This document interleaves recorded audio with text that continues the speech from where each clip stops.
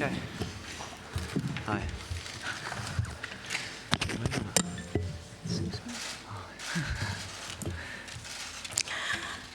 Good afternoon, ladies and gentlemen, and welcome to Match Day -1 press conference for Team England. We have here with us the head coach, Philip Neville. Did I say right? Yeah. Okay. And the captain is Steph Houghton. Yeah. Okay, so I'm doing good. As you know, we are using the remote interpretation system that goes to FIFA interpretation app. Just in case, if you haven't downloaded it yet, please do so. We have all the instruction on your seats. I ask everyone now to turn off the cell phones. And if you do have a question, please raise your hand and the microphone will go to you. But don't forget, please let us know what language you'll be asking the question, your name, and the organization that you work for. So let's start the press conference with this question right here, please.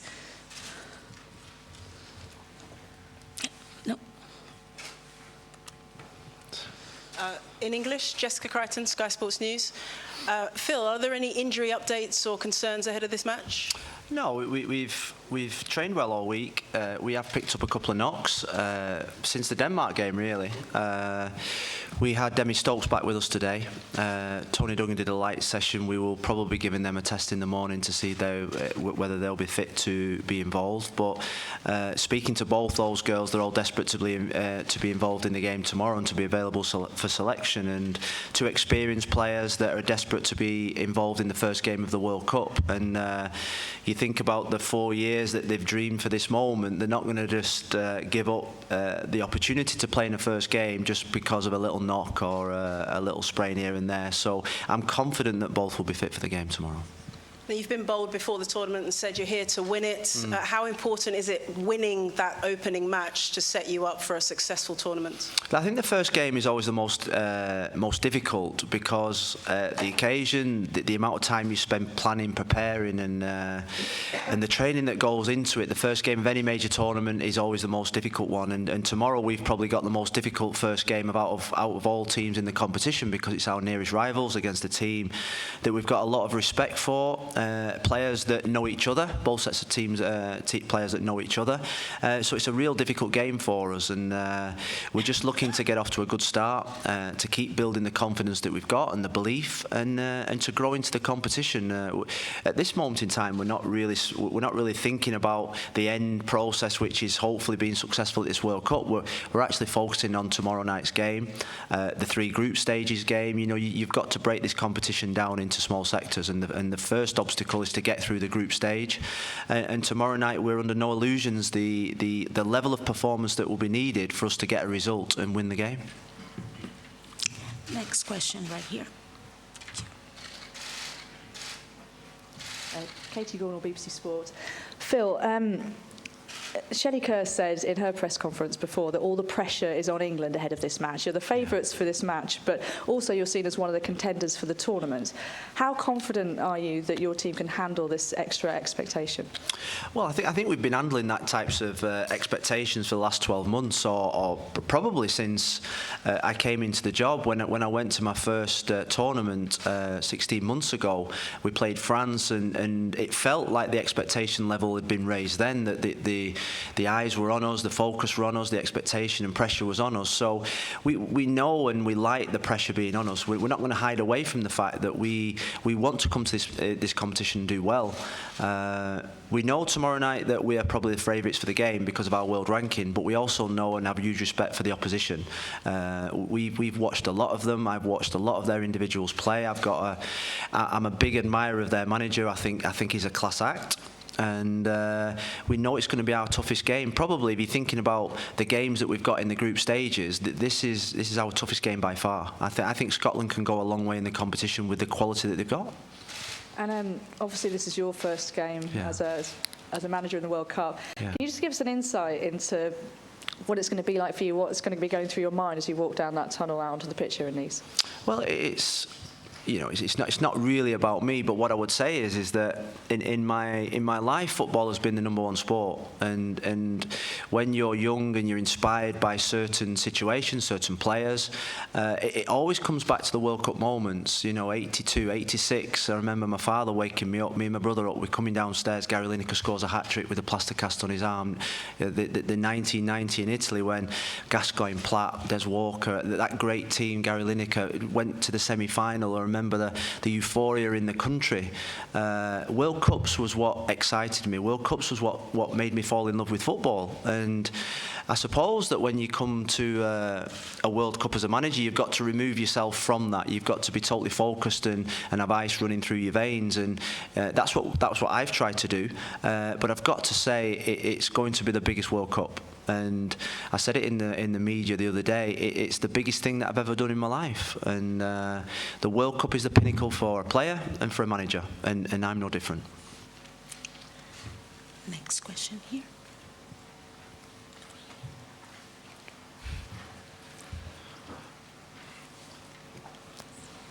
Just shout it out. Got a voice like a foghorn, so I'm sure it'll be fine. Rachel Younger, ITV News. Question for you, Phil. Just in terms of you saying you've got ice running through your veins, you've missed 3 World Cups yourself. I don't want to remind you, but in the later stages of selection, you obviously have an incredible relationship with your players. We've seen a lot of changes over the past few games. If you get an 11 that works, will you be ruthless enough to stick with that 11, regardless if it works in terms of strategy and tactics with the other teams you're facing? How hard is it? Well, I think turn it round, really. I think from the minute I walked into the job, I've been ruthless in terms of the decisions that I've made. I've left a lot of my best players out at times. I've rotated the team. People see that as rotating just to play games with the opposition and to keep the opposition guessing. No, I've rotated the team because I've played the best team in every game to win every game. We played Japan in the playoff in the She Believes, and I picked the best team that I thought was capable of winning. Because I trust my players. I don't see us having a strong 11. I see us having a fantastic group of 23 players. And when I took the job, I said to every single one of them, and even those that have not made the squad, that you will all get opportunities to play football for England. And the team that I select tomorrow, hand on heart, probably won't be the team that plays against Argentina or the team that plays against Japan, because we have a certain way of playing, we have a certain philosophy, which means that certain players are suited to certain games. We have a profile for each player, and we have a certain style of football that we want to play. And to play that style of football, we need certain players in certain positions, and that's why we've worked really hard on combinations. That's why we've worked really hard and been brave in our team selection. The easiest thing in the world is to go to a major tournament and pick the same 11 every game. If and touch wood, hopefully we go far in this competition, there's no way that 11 players can go from the start right to the very end. History tells you, we've looked into it, we've studied teams. The last team to win a World Cup at USA used 19, 20 players. So I couldn't come to this World Cup and think, oh, I've just got a strong 11. Yeah, I've got a strong 11 16 months ago, but now I've got a strong pool of 28, 30 players. So I just trust them all. I believe in them all, and the team I pick tomorrow is the team that I believe will be good enough to beat Scotland, and the team I pick against Argentina will be the team that I believe will be good enough to play against Argentina, and my players have bought into that. I don't think they liked it at the start, because you like consistency and rhythm, but I think what they've learnt is that along the way that has galvanised the team spirit. It's made everyone feel important, and they've got the trust of the manager, which is the most important thing. When I played football, I didn't play in every single game for Manchester United, but what I did do is when it came to an FA Cup semi-final replay and Sir Alex Ferguson made 6-7 changes, we went out there and won the game. And we won the game because he trusted the players that were playing. And that's how I feel about my set of players. I trust every single one of them. And hand on heart, I wish I could have brought the 4 or 5 that I left out as well, because you know what, they deserve to be here with me as well. Can I just ask Steph Horton, you know, for your She'll just thoughts say on no that? now.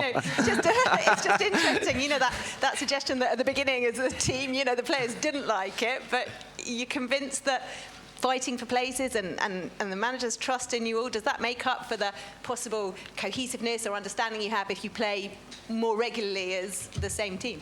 Yeah, I think for me, obviously it was a bit strange at first. I think obviously having a new manager first and foremost, there's a lot of changes within the squad, but I think for me, I think it's really brought out the best of us, and I think it's give players with maybe a little bit less experience to have that experience playing in big games against the best teams. And every team that I've been a part of, when I made my debut up until now, I think you need that squad of 23 players. It's not going to be 11 players that go and win us football games. We need players that are ready to come on, and if we're winning, to make sure they shut the game out, or if we potentially behind, to come in and change the game. So for me, the way that the team are, we're happy. We're together more than ever. We're so excited for tomorrow. It's a massive game, and it's been a long time coming, waiting for this World Cup, and being here in Nice, we've had a good week's training. We just can't wait to get going. I think if you talk about the last World Cup, 2015, I think we changed the team. Yeah, every game. Yeah. Change the team, change the system every single game. So this is not, I've not reinvented the wheel. I've just followed on from what was successful in the last World Cup. We want to recreate the spirit of the 2015 team. Steph was in that team. Went to a World Cup, massive underdogs. Probably didn't have the expectation that this team has now. Probably didn't have the pressure that this team has now. But the spirit and togetherness of that team. If we want to be successful, forget the fancy football that we've been playing for the last 16 months. I want the togetherness and spirit of the team of 2015. Because if we have that, then I'm almost certain that we'll be successful. If we don't, then we will end up with egg on our faces, and that's the challenge for us. Next question, right there, please.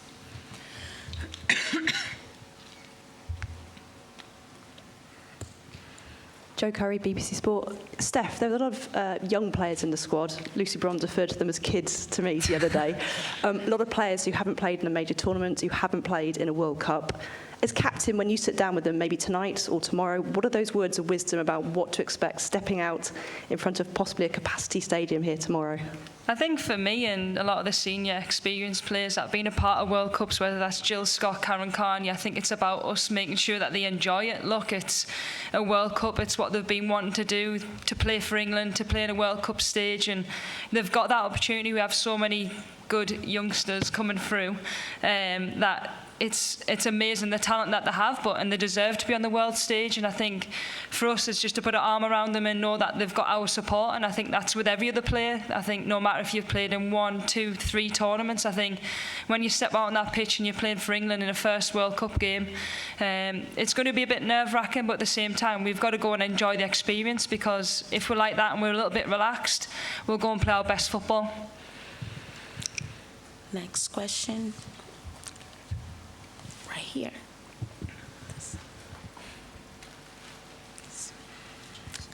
Steph, obviously you played against Scotland 2 years ago in the group stages of the Euros. What differences do you see between that Scotland team and the one that you'll face tomorrow?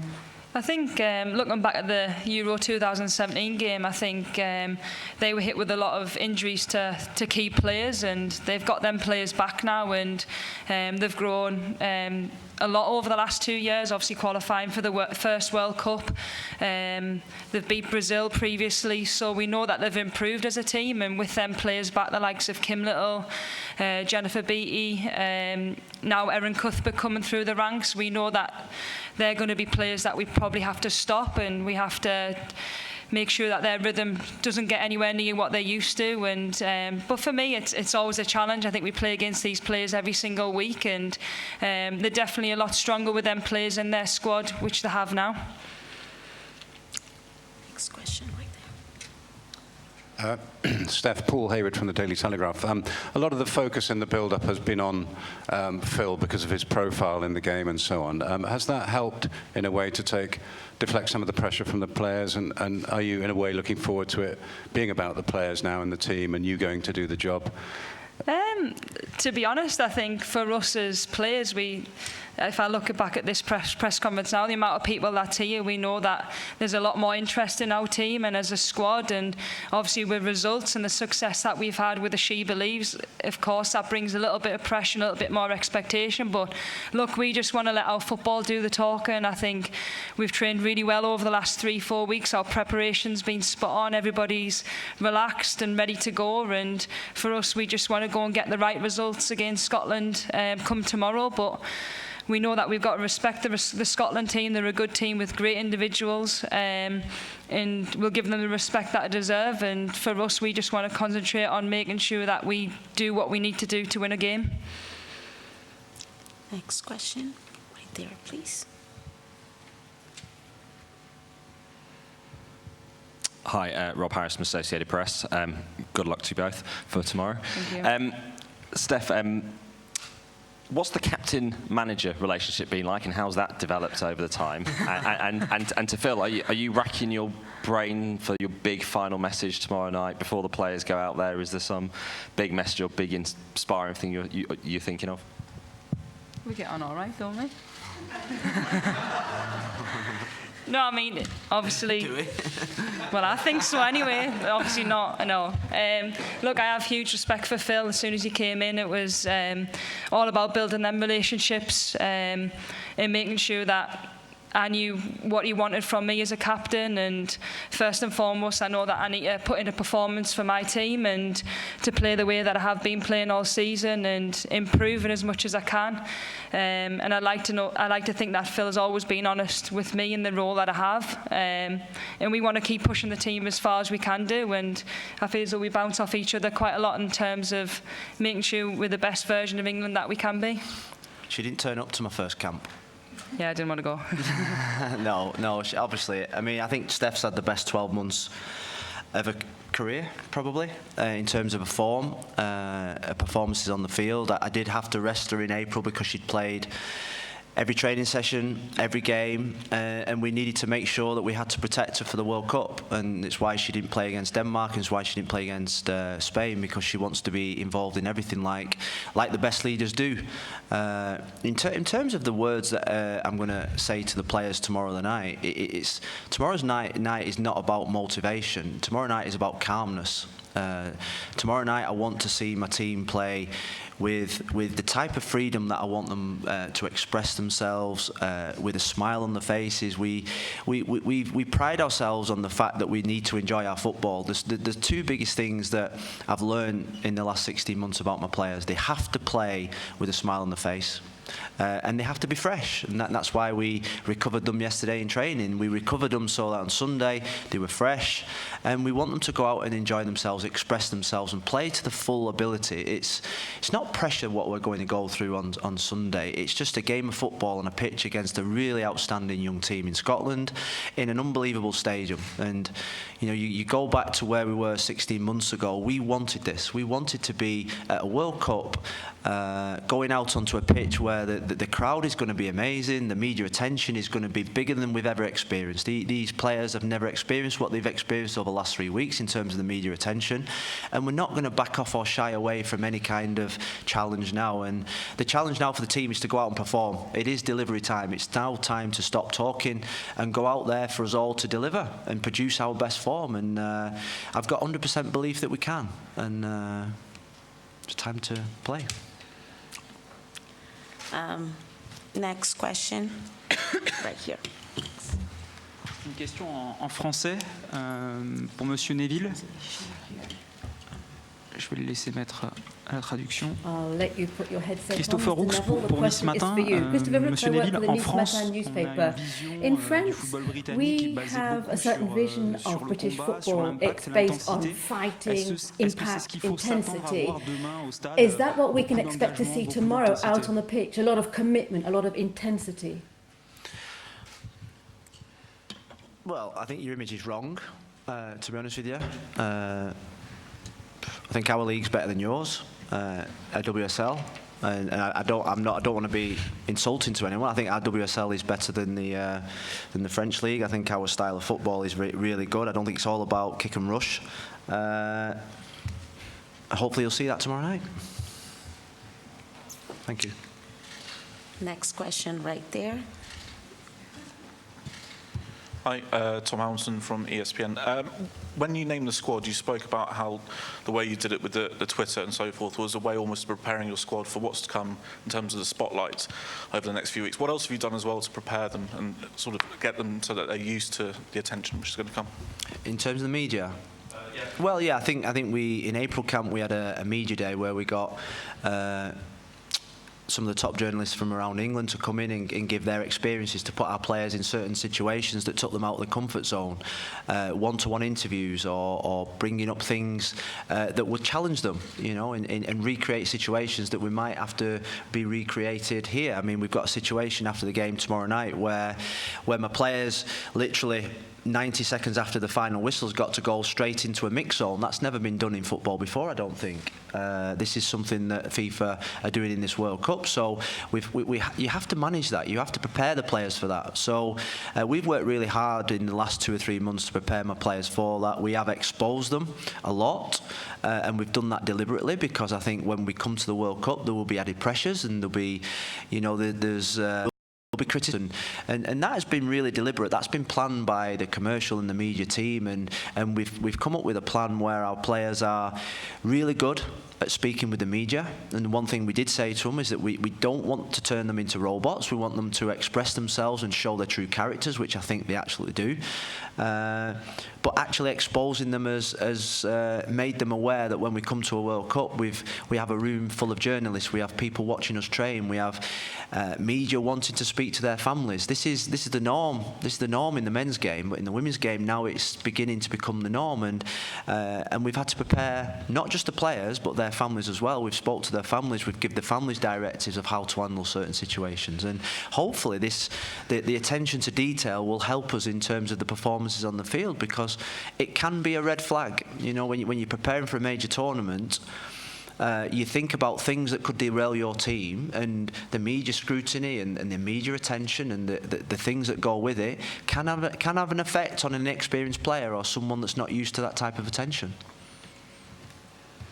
Last question. Let's go right here.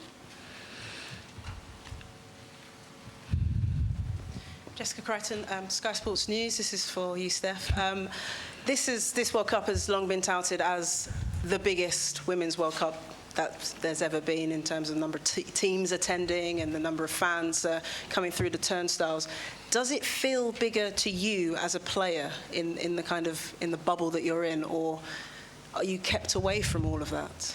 I think once we got here, I think that's when it starts to, right, okay, this is real now. I think once you get to the nation that's doing the World Cup, I think when we get in the hotel, the team hotel, we see all the FIFA branding, it does start to get a little bit real. And I think over the last 4 or 5 weeks, I think the whole country's gone World Cup crazy, which for me, I think, going back to 2015, 2011, I don't think anybody really knew that the World Cup was going to be coming on in 4 or 5 weeks' time. And to hear how many people have watched the first game last night back in England is unbelievable. And I think the interest is definitely growing, and I think that's just because the sport's grown. We're in the limelight now. Everybody wants to know how England are doing, and obviously with the games that we've played, the wins that we've had, I think obviously that brings interest. And for me, without a doubt, this will definitely be the biggest World Cup that I've been a part of, but probably ever has been.